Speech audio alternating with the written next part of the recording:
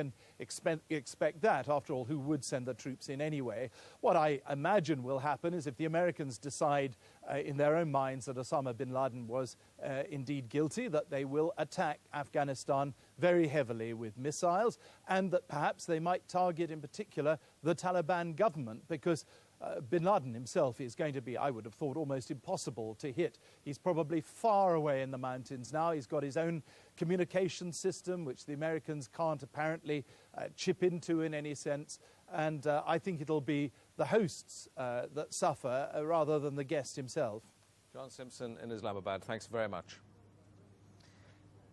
Now, if you're just joining us, let's recap on today's catastrophic events.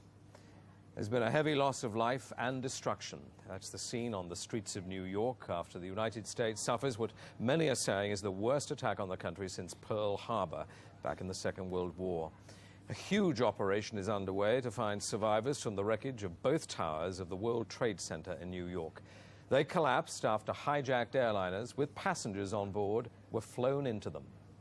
The 47-story Salomon Brothers building, situated very close to the World Trade Center, has also collapsed.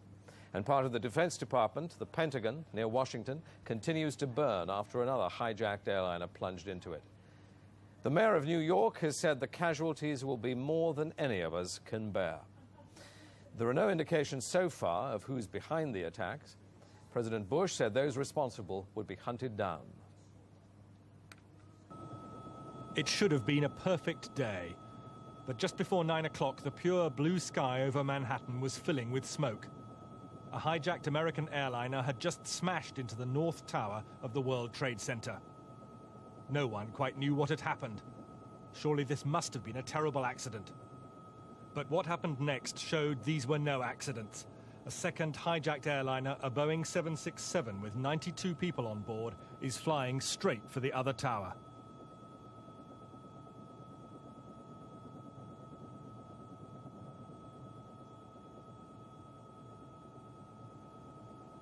By now, many hundreds of people must already have been dead, and the unfolding disaster could be seen all around New York. Another one. I'm taking a look. Oh my God! Oh, Jesus! Oh, my God! My own eye. It just went in. Must be a car. Oh, my God! Another plane just went in. At that time, there would have been about 10,000 people in each tower of the World Trade Center, many thousands more in the Wall Street financial district all around. Those who could were running for their lives.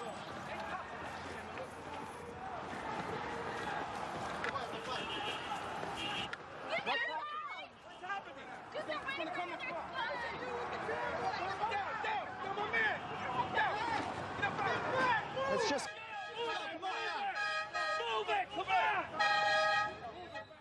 I was just standing here watching the World Trade Center after the first plane hit. I just saw a second plane come in from the south and hit the south tower halfway between the bottom and the top of the tower. It's got to be a terrorist attack. I can't tell you anything more than that. I saw the plane hit the building.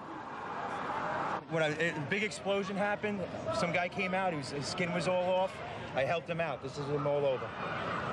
There's people jumping out of windows. I've seen at least 14 people jumping out of windows. It's horrific. I can't believe this is happening. We heard a big bang, and then we saw smoke coming out, and everybody started running out, and we saw the plane on the other side of the building, and there was smoke everywhere, and people are jumping out the windows. Over there, they're jumping out the windows, I guess because they're trying to save themselves. I don't know. But it wasn't only New York and America's financial heart which was under attack. Now it was the nation's capital, too. In Washington, the Pentagon was hit, headquarters for the armed forces of the world's superpower. A third hijacked airliner, again with dozens on board, had been crashed with devastating results. By now, smoke was billowing around Capitol Hill, and the White House was being evacuated. People were talking of a new Pearl Harbor, someone declaring war on the United States. And back in New York, the nightmare was still far from over. Firefighters were in the basement of the World Trade Center, wondering if the building above was safe. The unthinkable was about to happen. The South Tower, all 110 stories, collapsed, and it was all live on American television. Thanks very much, completely Dan. collapsed. The whole side has collapsed? The whole building has collapsed.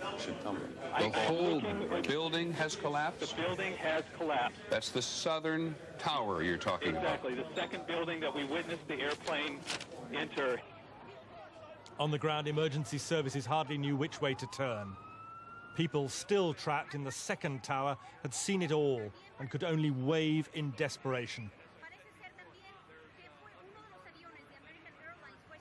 But it was already too late for rescue. The second tower, representing America's trade and wealth, was about to go.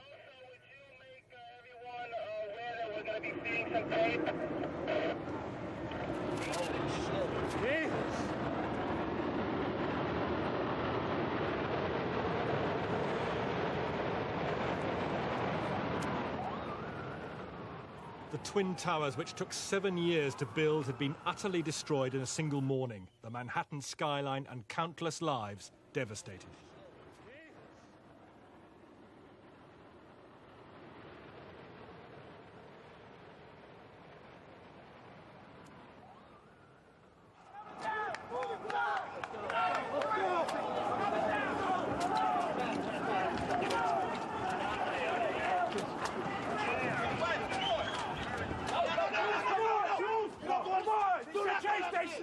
Do not go down the ground.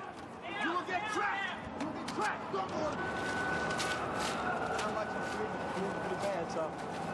go. Big boom. Come down the steps. Everything fine till we got to the basement, and then everything just fell in. I got trapped under there with another guy. Crawled out. Kept getting hit in the head. Bounced all around. Finally, we clawed our way out over the rubble. Yeah. Come on down. We did all right. All right, way to be, Tom. Let's go. Even the bloodied felt incredibly lucky on this terrible day. And firefighters could embrace each other for a few moments before facing many more hours of trauma. As New York struggled to cope, to adapt to the clogging dust, the fallout of so much tragedy, more news was coming in, a fourth crashed airliner in Pittsburgh. And somehow American government seemed almost powerless amidst all this.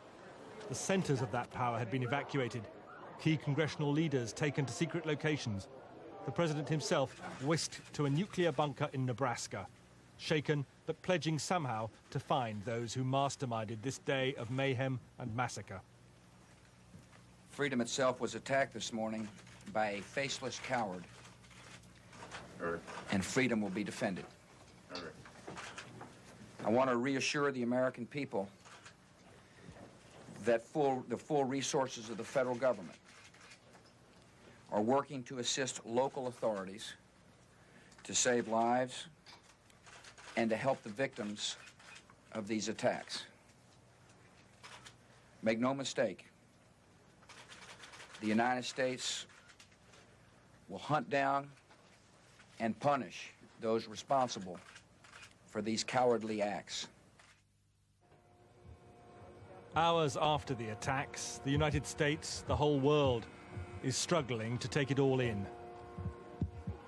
There's really no more rescue the firemen can seriously attempt. It's now a question of salvage amid the wreckage, as others in New York try to establish how many men, women and children have been lost. A priest picks his way through the New York ruins.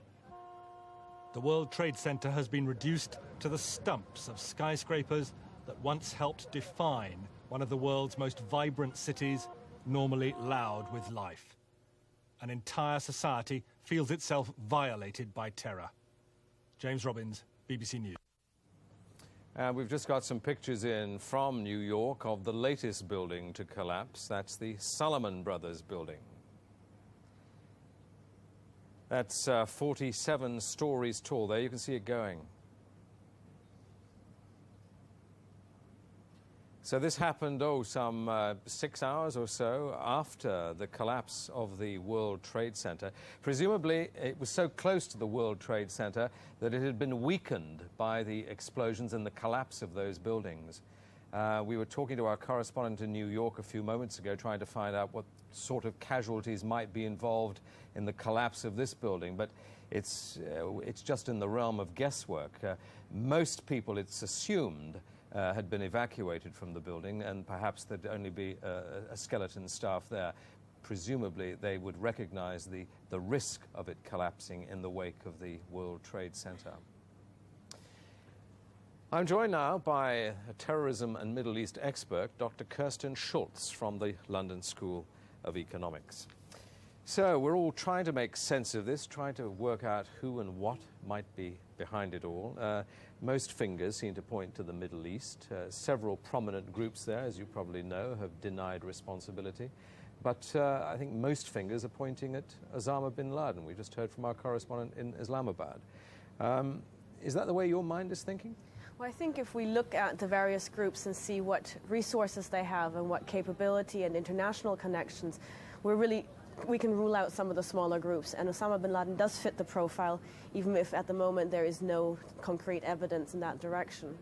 I suppose we must keep an open mind because we've got so little evidence to go on. Oh, definitely, especially bearing in mind Oklahoma. We had a bombing there. The first suspects were Middle Easterners, and it turned out to be an American. One assumes that Saddam Hussein would like to perpetrate an attack like this. I think there are many people who would like to perpetrate an attack like that. The U.S. is not particularly popular if we look at the Middle East. There are quite a few people who would jump on the bandwagon, but again, Saddam Hussein probably is not in a position to actually mastermind this, which doesn't totally rule him out in terms of contributing either financially or in any other way. To what extent are the fingerprints of Osama bin Laden on this? I mean, what's his background? I mean, it is said, isn't it? I don't think there was any hard proof that he could have been involved in the World Trade Center bombing back in '93.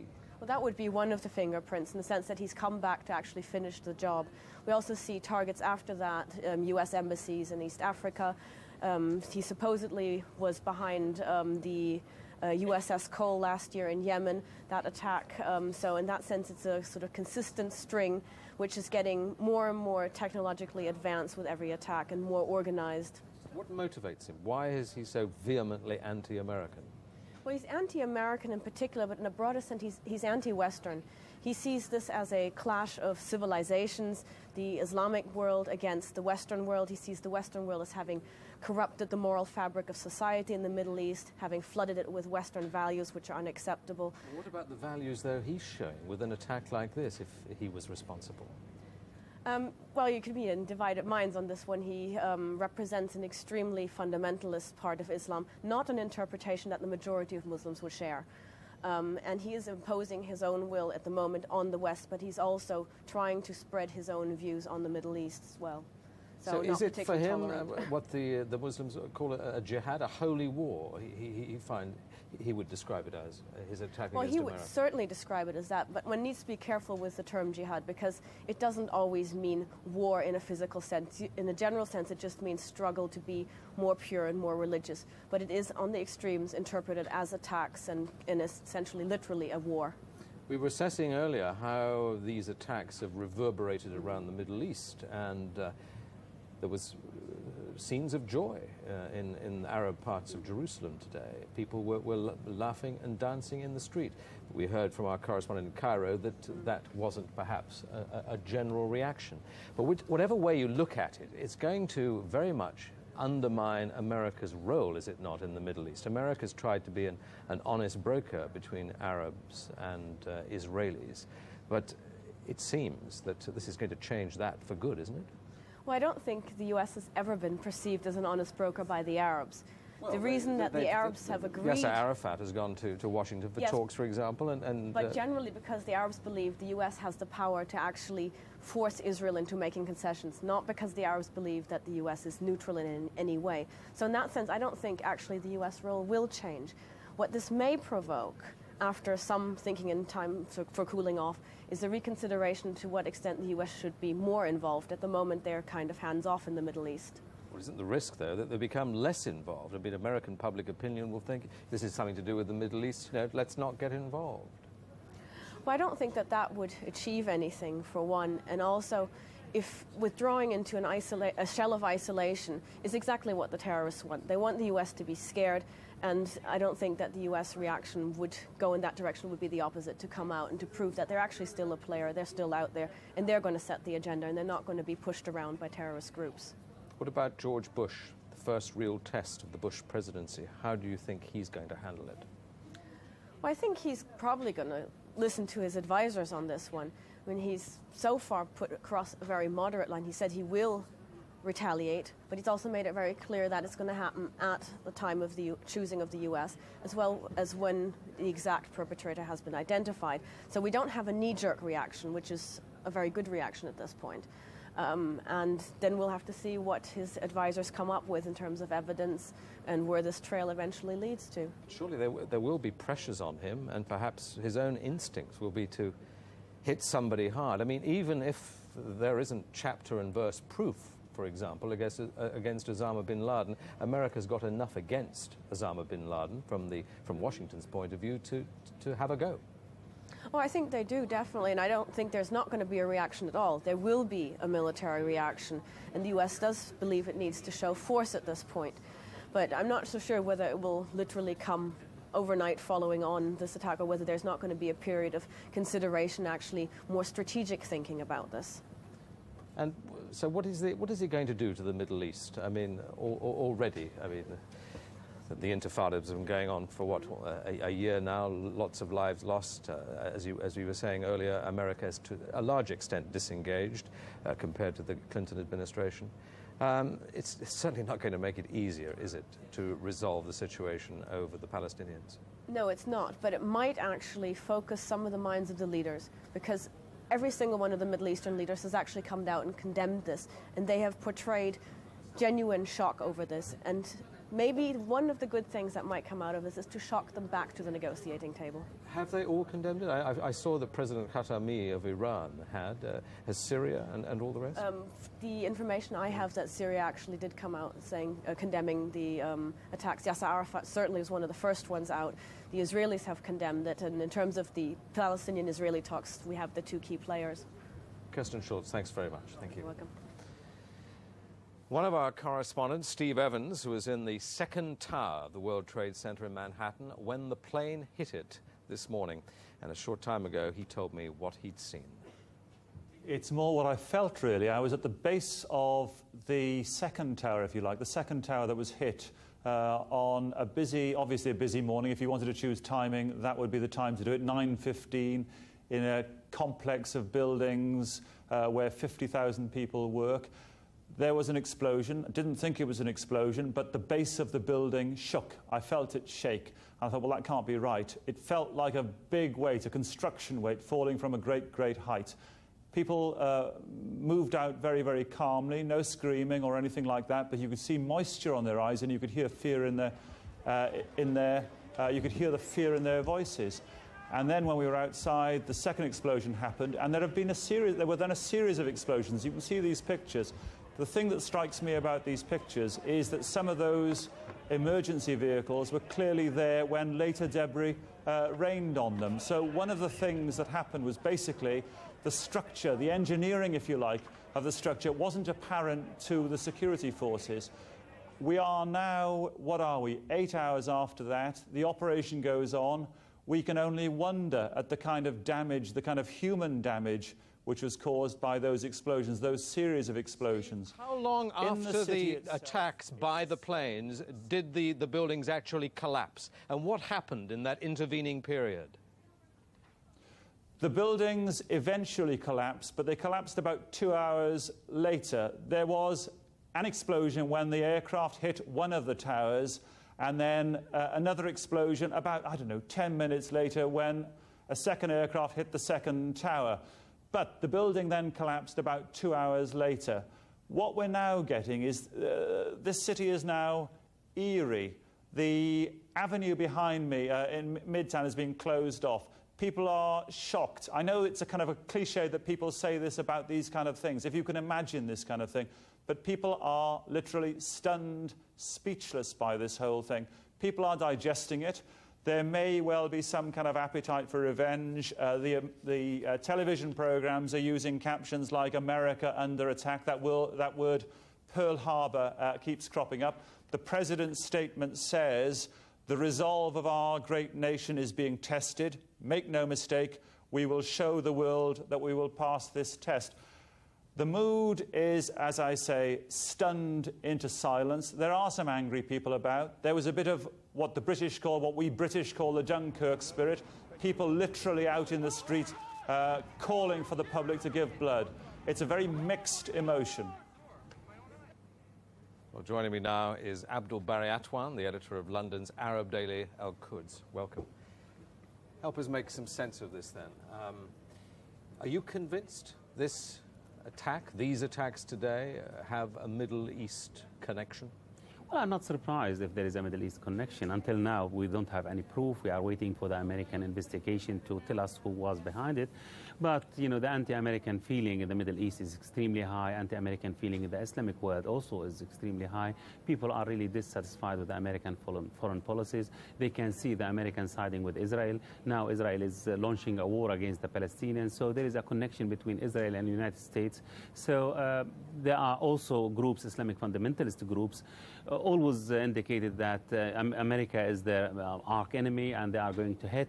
So also we witnessed some attacks recently, a year ago, when you know, a boat attacked the American destroyer in Aden, the seaport of Aden in Yemen. So maybe, and Bin Laden also declared a war against the United States, and he issued a fatwa or Islamic ruling to attack American because they are the enemy of the Muslim world. We've just got some new pictures in of the attack on the World Trade Center by one of the aeroplanes. Let's have a look at it.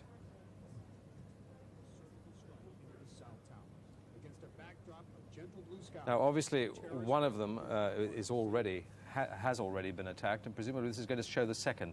There we are. Are you saying that when you saw these pictures and heard about this attack today, it didn't really surprise you? Well, actually, it didn't surprise me in a way because, you know, the American policies created a lot of enemies all over the world. We witnessed even people in Europe demonstrating against the American economic policies, American domination, American globalism. We witnessed that in Italy. We witnessed it even in New York and in the United States itself, in Seattle. Also, we witnessed in the Arab world and Muslim world that people really consider the United States are, you know, siding with their enemies. They are supporting the atrocities committed by the Israelis in the West Bank and Gaza Strip. So United States created a lot of enemy all over the world. So definitely many people would like to hurt the American policies, would hurt the American government or American people. Many Americans will be disturbed to see Arabs dancing in the streets for joy today when they heard news of these attacks. How do you explain that, and to what extent is that representative? Philip, you know, everybody actually appalled by this. It is a tragic. I don't think any Arabs, you know, sensible Arab will support attacks against civilian. You know, we are human beings. We understand, you know, those people who are suffering are human American. But, you know, those people who danced, they are a minority. How many of them? 1,000? You know, you have, you know, 250 million Arabs. So 1,000 don't represent or, you know, all those Arabs all over the world. So we shouldn't exaggerate here. We shouldn't take this as a representation of the Arab feeling. No, we condemn these attacks. It is a terrorist attack. Innocent people are suffering. And we have also, you know, to remember that also the Arabs are under attacks and they are facing similar policies, but not with this devastating scale. Just let me assess, how hard was the evidence you had something like this was going to happen, and why don't you think American intelligence was onto it? Well, actually, you know, the American intelligence were aware of these attacks, you know, but they expected it to take place in outside the United States. American embassies were closed in the Gulf states simply because there were threats. American embassies in Africa were closed because, you know, there was a lot of warning, you know, a warning that they will be attacked. So the American intelligence service were aware of these attacks, but I think they miscalculated. They thought it will take place in the Middle East or in Africa or in the Third World. They didn't believe that this thing will happen in the heart of the American economy, heart of American financial capital, New York, and also it will attack the Pentagon, which is supposed to be very, very secure. Now, how do you think the Americans are going to react now? I mean, judging on past form, they sent cruise missiles, didn't they, into Afghanistan. They hit a factory in Sudan, which later turned out to have no involvement in the attacks. You know, Philip, any American reprisal, I think, would be fruitless and useless because they send their missiles to hit Taliban or to hit Afghanistan. 75 missiles about 3 years ago hit Afghanistan, but they didn't kill Bin Laden and they didn't prevent such attacks. The destroyer Cole was attacked in Aden. I believe it should be, we expect it to be a civilized, reaction. When I say civilized reaction, they should ask themselves why the American embassies and American people are attacked all over the world. Definitely there is something wrong in the American policies. They should look at these wrong, why they are creating enemies, not friends in the Middle East, in the Muslim world, even in Europe here. So why they don't address the problems like the Arab-Israeli conflict and they try to find a just solution and to implement international